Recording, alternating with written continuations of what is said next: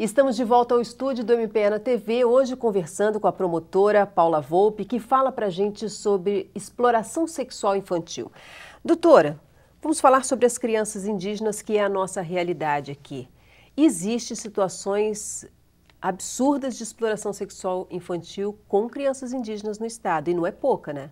Sim, existe na verdade com todas as crianças, assim, em todo lugar onde tiver muita criança é possível que você encontre ali um caso de exploração. Então quem trabalha com esses indígenas, quem vai às aldeias e tem contato, que seja um médico, enfermeiro, qualquer profissional, é importante a gente sempre alertar para isso. Não precisa ser professor ou educador, a pessoa percebeu que a criança apresenta um comportamento diferenciado, ainda que seja um indígena, tem que acender aquela luzinha e alertar o Conselho Tutelar ou o Ministério Público de que naquele lar existe alguma coisa estranha. Porque com a intervenção de um psicólogo, de uma equipe profissional, a gente consegue detectar se de fato aquela criança está sendo abusada ou não.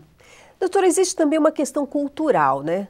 Nós estamos falando aqui antes de que a gente não sabe se o mundo está maluco e nós estamos ficando malucos com ele, ou se isso já existia, toda essa problemática já existia e a gente não tinha se atentado.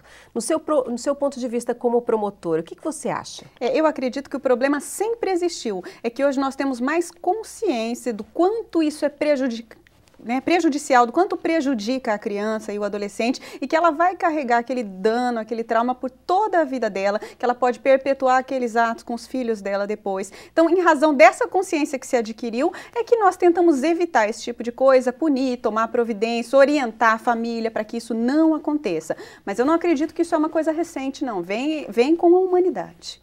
Como você mesmo disse, existem pais explorados que acabam explorando. Então, isso vira uma bola de neve e não é de hoje, né, doutora? Exatamente. É por isso que é importante o tratamento. Se a criança se detecta cedo, de uma forma precoce, que ela sofreu um abuso e se ela for tratada a tempo, mesmo que ela não esqueça aquilo, ela vai conseguir se liberar dos sentimentos e da carga negativa que aquilo trouxe para dentro dela para conseguir depois constituir uma família amorosa, com afetividade e sem abusos. É por isso que é importante o quanto antes se detectar e iniciar um tratamento. O senhor acha que isso é uma desestrutura familiar de falta de amor mesmo?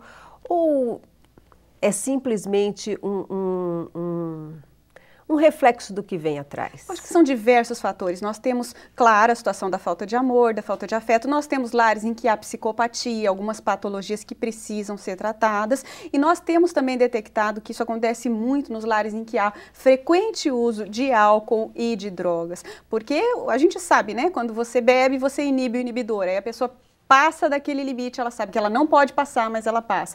Então, é por isso também que se faz essa conscientização para diminuir a ingestão de bebida alcoólica e o uso de drogas. Isso favorece esse tipo de postura agressiva e violenta contra as crianças. Essa situação de exploração sexual tem a ver com condição social, doutora? Eu acredito que não, eu acho que em qualquer lugar a gente encontra esse tipo de coisa. Mas é claro que se houver cultura, formação, se aquela criança tiver acesso aos meios de comunicação, aquela família tiver recursos, fica mais fácil para ela conseguir escapar daquele tipo de situação. Eu pergunto porque às vezes numa situação de pobreza as pessoas vivem muito agrupadas ali, né? Dorme todo mundo junto num mesmo quarto. E, às vezes o pai e a mãe acabam tendo relações na frente das crianças que estão ali junto.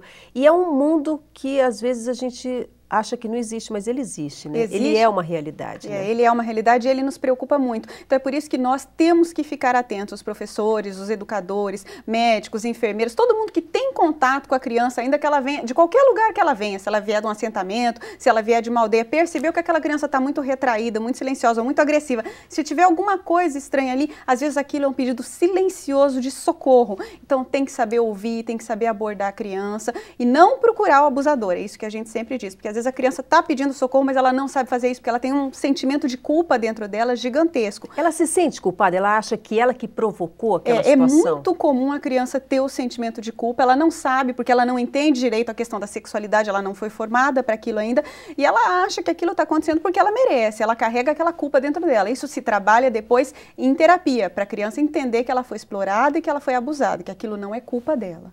Doutor, existem convênios, por exemplo, o Ministério do Turismo fez convênio com o Mato Grosso do Sul para tentar erradicar, pelo menos na situação de turismo, que é muito grande, né, nas cidades onde existe muito turismo, é muito grande a exploração sexual. O senhor acha que esses convênios são importantes na hora desse trabalho, de desenvolver esse trabalho? Eu acho. Nós temos no Nordeste convênios importantíssimos que começaram a ser firmados, porque nós temos lá muito caso de turismo sexual, de tráfico de crianças. E aqui nós também temos que começar a fazer isso no Mato Grosso do Sul para conscientizar as pessoas da importância de se combater esse tipo de delitos. Qualquer atividade que se faça em favor da criança e do adolescente para prevenir que ele seja vítima de delito, ela é bem-vinda. Quando você fala do Nordeste, nós sabemos também que nós temos pontos turísticos aqui, por exemplo, Corumbá, que é um lugar onde existe muita pescaria, onde os homens se reúnem muito, e a gente sabe que existe uma exploração sexual grande na cidade de Corumbá. Isso é fato, não é novidade para ninguém, todos nós sabemos. E quando se tem uma cidade como essa, como é que fica o foco para se trabalhar? Como é que a promotoria trabalha num lugar como esse? A promotoria ela trabalha muito junto também com a polícia militar, com a polícia civil, nesse trabalho de prevenção para tentar evitar esse tipo de situação, fazendo a fiscalização dos bares, a fiscalização das boates, orientando. Esses tempos a gente teve uma ação que o Ministério Público fez aqui em Campo Grande, orientando os profissionais donos de bares, onde tem frequência de adolescentes, para não permitir que lá o adolescente fique frequentando o local, porque é um local onde ele pode ser explorado sexualmente por uma outra pessoa que está lá bebendo, que não está bem intencionada. Então, o Ministério Público trabalha muito junto com a polícia nessa situação para evitar esse tipo de coisa. E hoje também a família manda essas crianças para lá, né? Isso também é muito comum, não é? Infelizmente, nós temos lares que são sustentados pela exploração sexual dos adolescentes, crianças que foram abusadas em casa desde cedo e levadas a esse tipo de delito pelo pai e pela mãe para sustentar o lar. Então, se detectou isso, tem que tirar imediatamente a criança da casa, porque ela está sendo um objeto do pai e da mãe e ela está sendo duplamente explorada, sexualmente e financeiramente. E essa criança vai para onde, doutora, quando ela é tirada desse lar? Temporariamente se coloca numa casa de abrigo e aí a gente procura um lar, uma família substituta.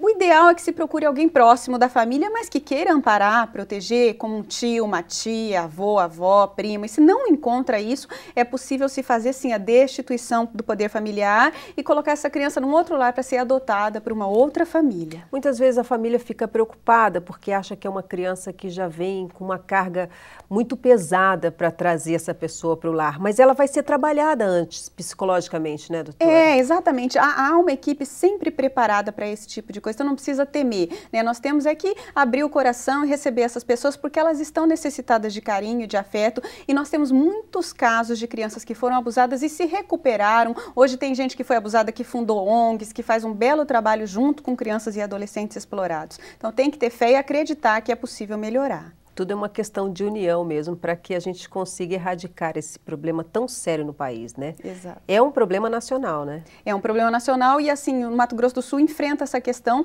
agora de uma forma mais profissional. A gente já foi mais amador. É importante isso, a conscientização para que as pessoas tenham noção da gravidade da questão, que é importante denunciar e que é importante proteger os nossos jovens. Doutora, foi um prazer ter você aqui conversando com a gente novamente. Espero que volte mais para falar de assuntos tão interessantes quanto esse de exploração sexual infantil. Obrigada, Valéria. O prazer foi meu. Gente, nós ficamos por aqui. Na semana que vem nós voltamos para falar mais a respeito do trabalho que o Ministério Público do Estado vem desenvolvendo, como esse aqui que a doutora Paula acabou de explicar para a gente. Um abraço e até a semana que vem. Tchau!